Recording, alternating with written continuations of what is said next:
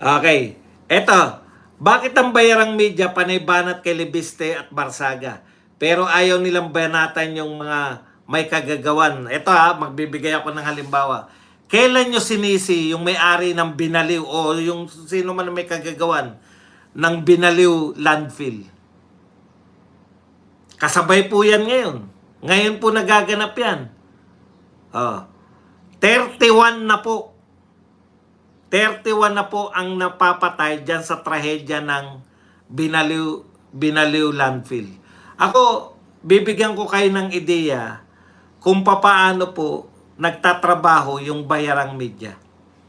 Tama naman, may pang-atake sila eh. May pang-atake sila kay Libiste, may pang-atake sila kay Barsaga. Pero bakit nyo sila inaatake?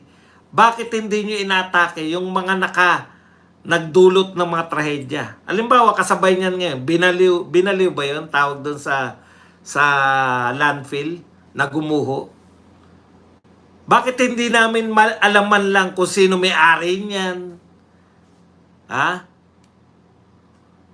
Bakit hindi po naiimbestigahan ninyo, kayong mga taga-media? Bakit nakakalkal nyo lahat ng buhay ni Kiko Barsaga at saka ni Libiste? Pero yung mga ine-expose nila, ni ayaw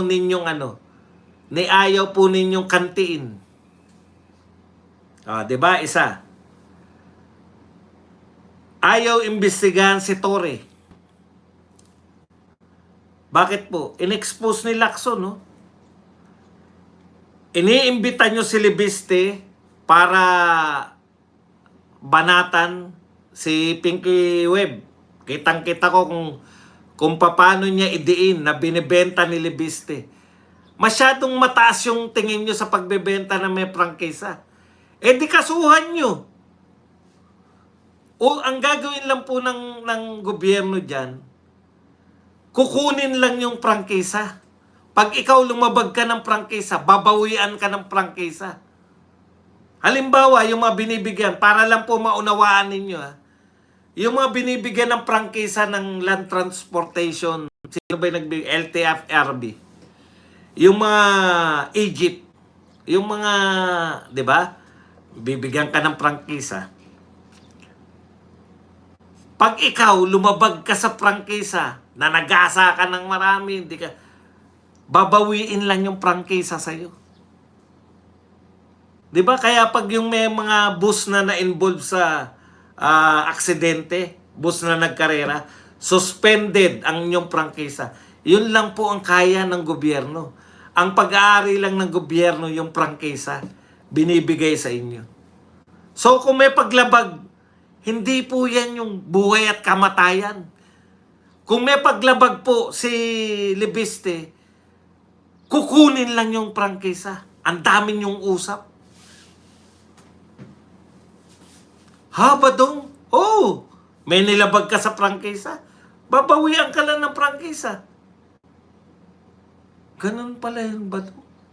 Kung may nilabag ka pa, hindi ka nagbayad ng tax, ibang usapin nyo, sisingilin ka ng tax. Pero bawiin lang yung prangkisa mo.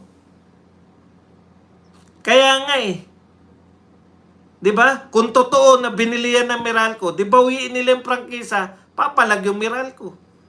Hindi naman yun yung sitwasyon, Auntie Claire. Kaya naiintindihan mo?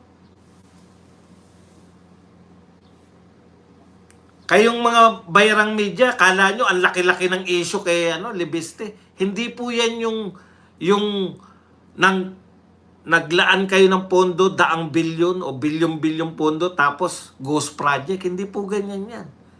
Wala pong epekto dahil nag-ghost project ka, nabaha yung mga tao, dami namatay. Wala po namatay dyan kay Libiste. Naintindihan ninyo? Kung may paglabag, bawiin yung prangkisa, tapos. Ultimately, yun lang po yan, pagbawi lang ng prangkisa. Akala nyo naman napakalaki. Hindi po malaking issue yan.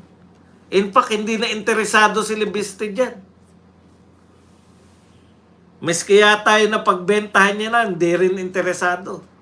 Kung may pwede naman sampahan. Sinasampahan nyo nga si Kiko Barsaga ng cyber libel eh. Kasi po dahil tayo, hindi natin alam yung nagaganap.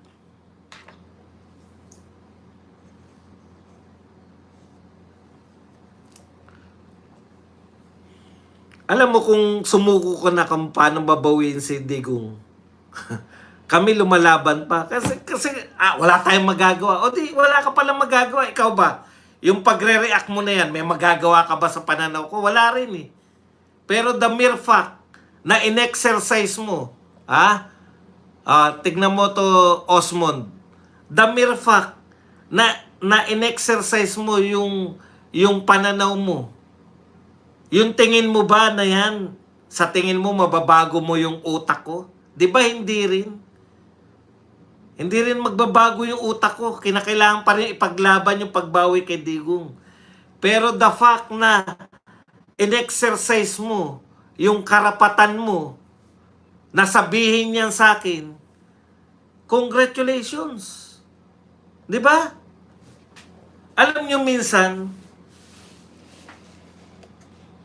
sapat na yung naipahayag mo yung damdamin mo. Sapat mo na yung nailabas mo yung galit mo. Makinig man o hindi, tagumpay ka na.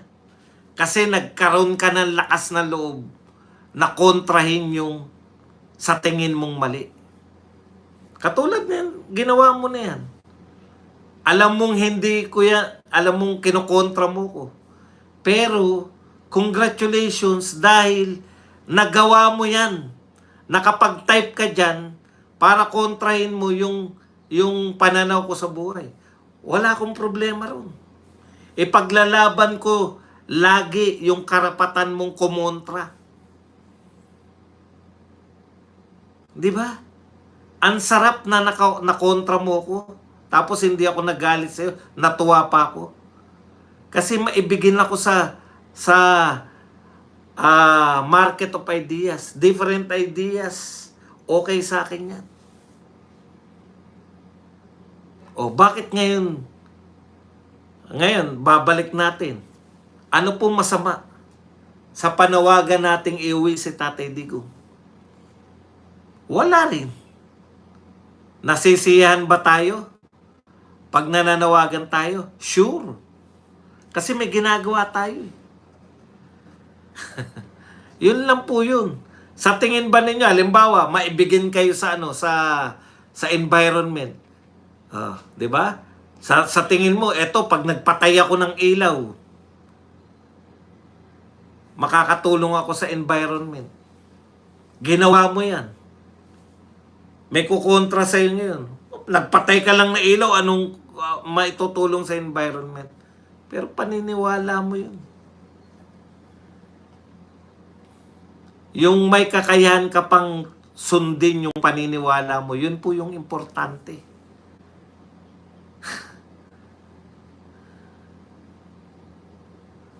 Bakit nyo naman hina-hide? Huwag kayong hide ng hide. Hindi naman po sila ng Kung minura na ako, sinabihan na ako hindi naman nag-ano. Bakit ba kayo nag-hide? Huwag kayo mag-hide. Dayaan nyo na yung ako na mag-hide. Kung talagang sino ba hinahid mo? Hindi ko na rin nakita kung sino hinahid mo. Ikaw nga binibigyan kita ng karapatang magsalita eh. Bigyan nyo rin sila ng karapatang magsalita.